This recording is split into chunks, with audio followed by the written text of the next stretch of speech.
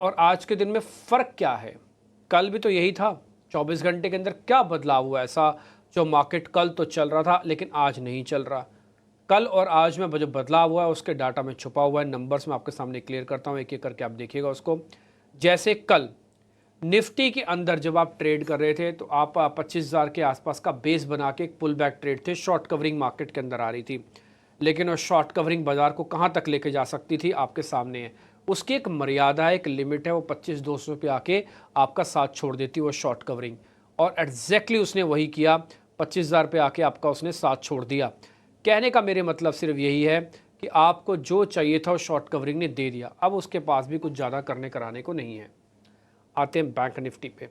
Bank Nifty में भी short covering हुई, उसकी भी एक मर्यादा थी, कहाँ तक लेके जाना था, 52,000 तक, 52,000 तक लेके आ चुका है। पुट कॉल रेशियो 1 पे चल रही है, 35% की लॉन्ग पोजीशंस हैं।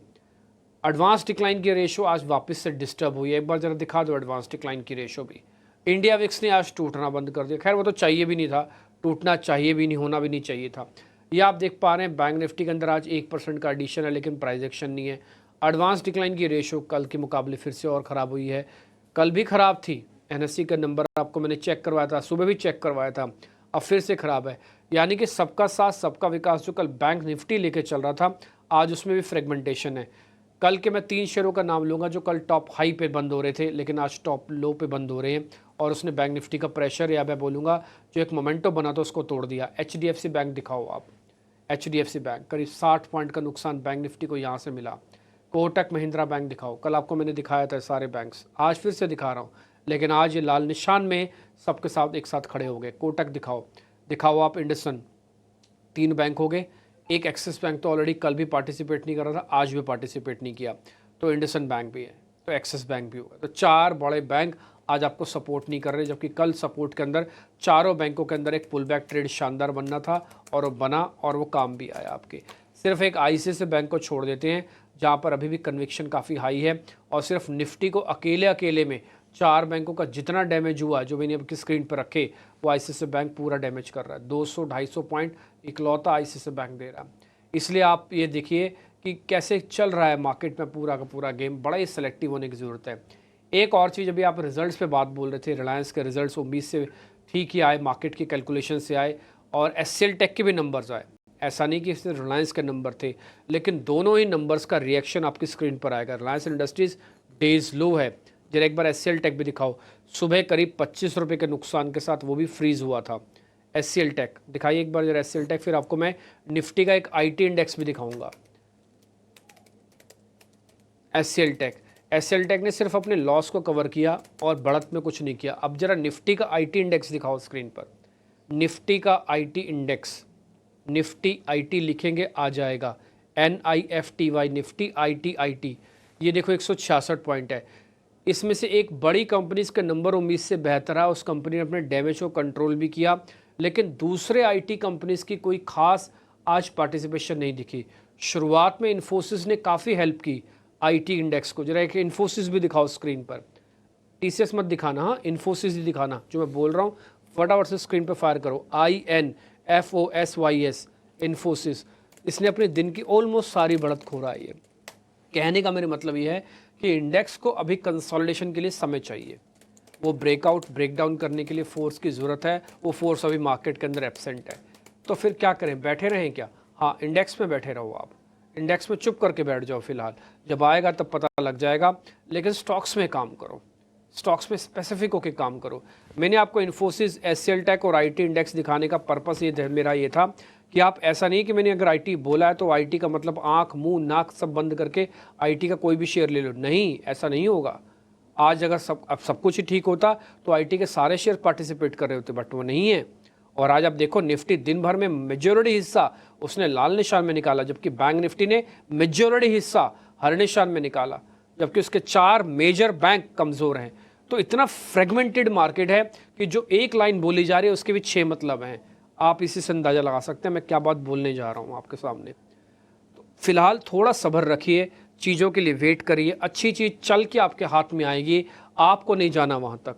आप अपने प्रिंसिपल्स के साथ खड़े रहो। मार्केट का ये वो फेज़ है जिसमें लेवल्स खुद चल के आपके पास आएंगे, अगर आप चल के गए उसके पास तो फिर गड़बड़ हो जाएगी। बस ये लाइन आप याद रखना, मार्केट में कई बार ऐसे फेज आता है। रुचित जैन जुड़ चुके हैं, स्क्रीन पे मेरे को दिख रहे हैं। रोहन मेहता मेरे को दिख रहे हैं टर्टल वेल्थ के। आप दोनों मेहमानों का बहुत बहुत शुक्रिया, थैंक यू वेरी मच समय देने के लिए। मैं पहले रुचित के पास ही आऊँगा। रुचित, पहले तो जरा निफ्टी और बैंक निफ्टी पर आपका टेक, जो हमारी कैलकुलेशंस हैं जरा आप हमको बताइएगा।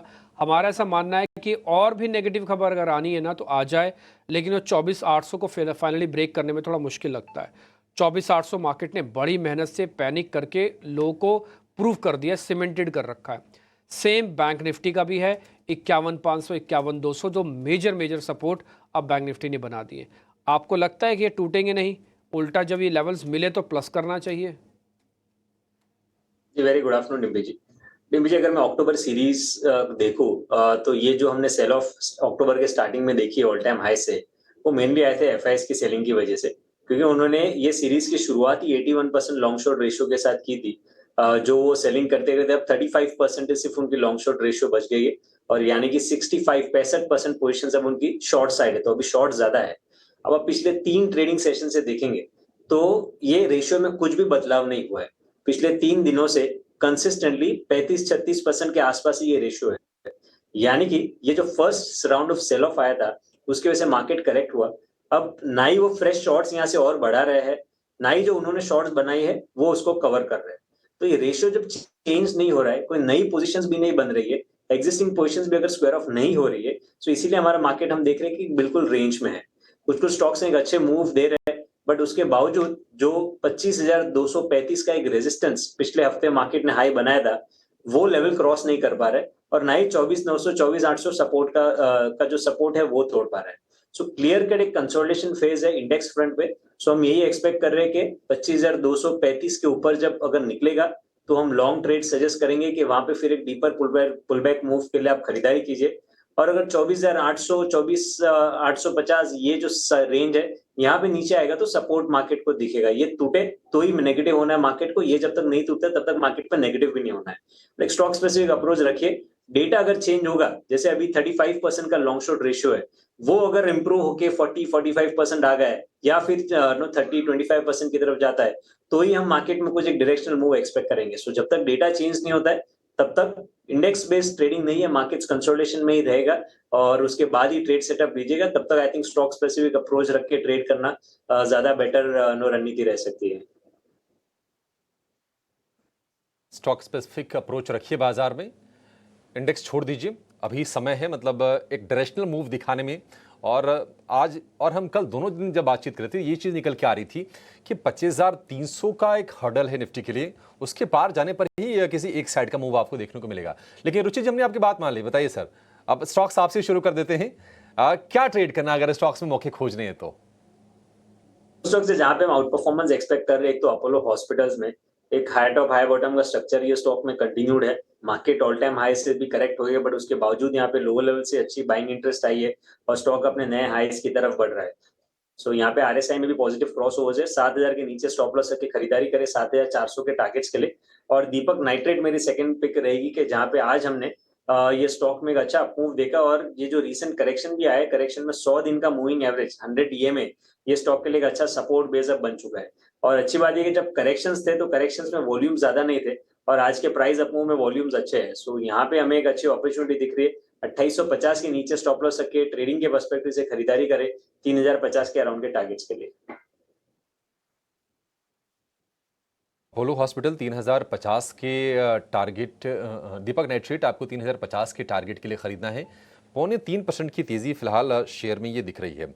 आगे कुछ और शेयर आपके लिए हम लेकर आएंगे, और अपोलो हॉस्पिटल का जो टारगेट होगा 7,400 रुपये का होगा। ये 2 शेयर होंगे आपके लिए रुचित की तरफ।